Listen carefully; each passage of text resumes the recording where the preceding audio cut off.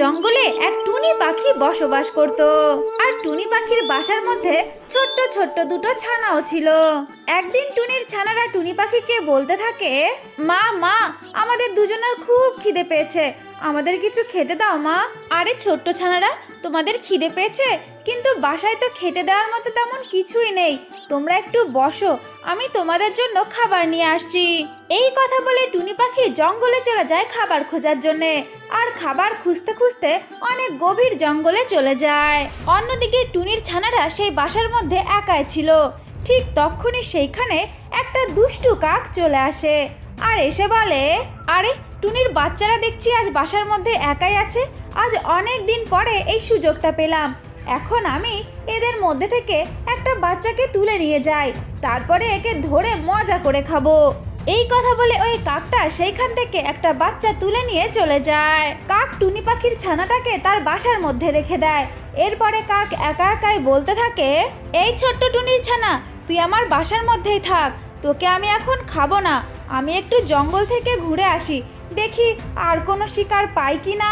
আমি জঙ্গল থেকে শিকার খুঁজে এসেই তোকে মজা করে খাবো, এরপরে রাত্রেবেলায় আরামসে ঘুমাবো। এই কথা বলে কাক আবার জঙ্গলে চলে যায় শিকার খোঁজার জন্যে। অন্যদিকে টুনি পাখি চারিদিকে খাবারের খোঁজ করতে থাকে। টুনি পাখি কোথাও কোনো খাবার খুঁজে পায় না, তাই টুনি পাখি একটা ঘাস বনে চলে যায় আর সেইখান থেকে একটা ফড়িং ধরে নিয়ে তার বাড়ির দিকে রওনা হয়। টুনি পাখি তার বাসায় এসে দেখে তার একটি ছানা নেই। এই দেখে টুনি পাখি ভীষণ ঘাবড়ে যায় আর ঘাবড়ে গিয়ে তার অপর ছানাকে জিজ্ঞাসা করে, আরে ছোট্ট ছানা, তোমার ভাই কোথায়? তাকে তো দেখতে পাচ্ছি না। মা মা, তুমি যখন খাবার খোঁজার জন্য বাইরে গেলে ঠিক তখনই এইখানে একটা দুষ্টু কালু কাক এসেছিল, সে যে ভাইকে উঠিয়ে নিয়ে চলে গেছে।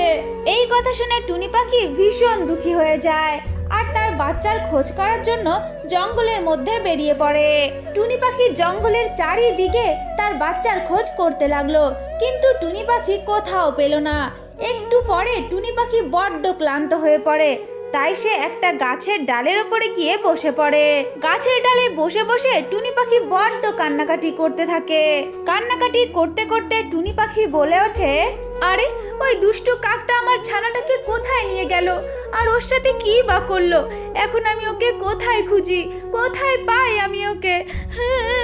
টুনি পাখি যখন এই সমস্ত কথা বলে বলে কান্নাকাটি করছিল, ঠিক তখনই সেইখানে একটা ছাগল চলে আসে আর এসে বলে, আরে টুনি, তুমি কান্নাকাটি করো না, আমি জানি তোমার ছানাকে কালু কাক কোথায় নিয়ে গেছে।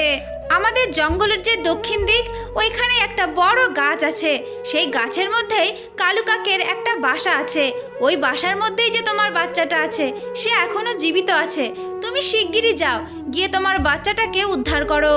তোমাকে অনেক ধন্যবাদ, আমি এখন আসি, আমি আমার বাচ্চাটাকে যাই উদ্ধার করি। এই কথা বলে টুনি পাখি সেইখান থেকে চলে যায়। টুনি পাখি গিয়ে দেখে কাকের বাসার মধ্যে তার বাচ্চাটা খুব কান্নাকাটি করছে। তখন টুনি পাখি এদিক সেদিক দেখতে থাকে, দেখে কালু কাক কোথাও নেই। এই সুযোগে টুনি পাখি তার বাচ্চাটাকে নিয়ে তার বাসায় চলে যায়। এরপরে টুনি পাখি তার দুই ছানাকে নিয়ে ওই বাসার মধ্যে সুখে শান্তিতে বসবাস করতে লাগলো। আমার ছোট্ট বন্ধুরা, তো এটাই ছিল আজকের গল্প।